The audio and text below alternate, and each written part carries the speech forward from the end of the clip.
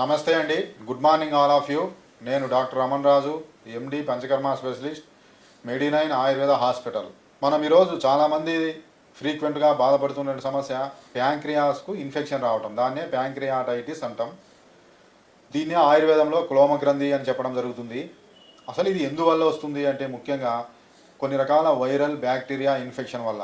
అంటే viral infections ఎలా Covid కానీ, డెంగ్యూ కానీ, లేకపోతే మలేరియా కానీ ఏనా సరే మనకు వైరల్ ఇన్ఫెక్షన్స్, కొన్ని విష జ్వరాల వల్ల, నెక్స్ట్ అదేవిధంగా మనకు ప్యాంక్రియాసిస్కి వచ్చినటువంటి క్యాన్సర్ వల్ల, నెక్స్ట్ హెపాటిక్ బైలరీ సిస్టమ్ అంటాం, అక్కడ ఏదైనా సరే ఆప్సెస్ రావటం, అక్కడ క్యాన్సర్ రావటం, లేదంటే అక్కడ స్టోన్స్ ఉండడం, ప్యాంక్రియాస్లో స్టోన్స్ ఉండటం, వీటి అన్ని వల్ల కూడా ఈ సమస్య రావచ్చు.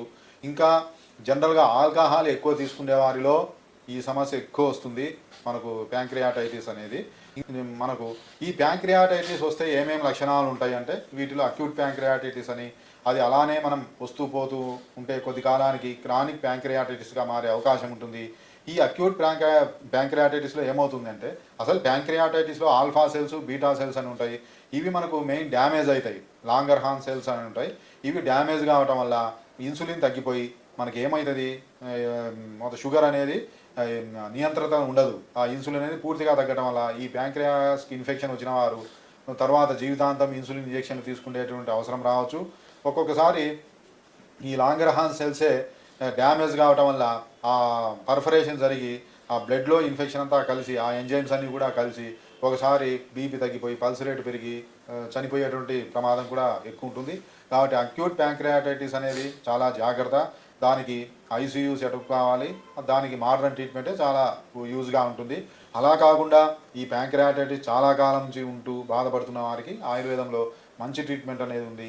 దీంట్లో ఏమేమి లక్షణాలు ఉంటాయంటే ముఖ్యంగా కడుపుకు ఎడమవైపు మనకు నొప్పి రావటం, ఆ నొప్పి అనేది వీపు మధ్యలోకి పాకటం, ఇంకా వామిటింగ్ కావటం, వెయిట్ లాస్ కావటం, బాడీ పెయిన్స్ అనిపించటం, నెక్స్ట్ ఇంకా మనకు నీరసం అనిపించటం, మోషన్స్ కావటం, నెక్స్ట్ షుగర్ లెవెల్స్ ఎక్కువ కావటం, ఇంకా మనకు జనరల్గా ఫీవర్ ఉంటుంది.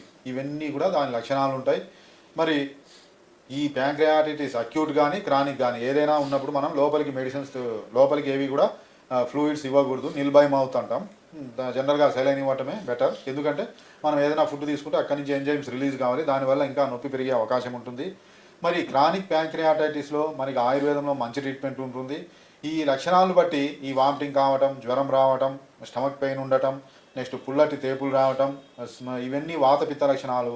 ఈ వాతపిత్తాన్ని తగ్గించేటువంటి మందులు వాడటం ద్వారా మనకి ఈ సమస్య నుంచి పూర్తిగా బయటపడే అవకాశం ఉంటుంది. మరియు దీనికి కొన్ని రకాల ఇప్పుడు టెస్టులు ఉంటాయి. ఏంటి, అల్ట్రాసౌండ్ తీస్తే మనకు కొంత తెలుస్తుంది. ఇంకా సిటీ స్కాన్, ఎంఆర్ఐ తీపిస్తే మనకు ఇంకా ఆ ప్యాంక్రియాస్ డక్ట్లో ఏమైనా ప్రాబ్లమా, స్టోన్స్ ఉందా, లేదా బైలరీ సిస్టంలో వచ్చినటువంటి సమస్య వల్ల వచ్చిందా, ఇవన్నీ కూడా మనం తెలుసుకోవచ్చు.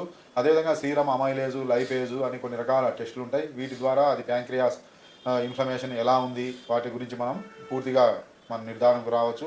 మరి ఆయుర్వేదంలో మనకు ముఖ్యంగా దీనికి పంచకర్మంలో కూడా విరేచన కర్మ అని ఒక ట్రీట్మెంట్ ఉంటుంది.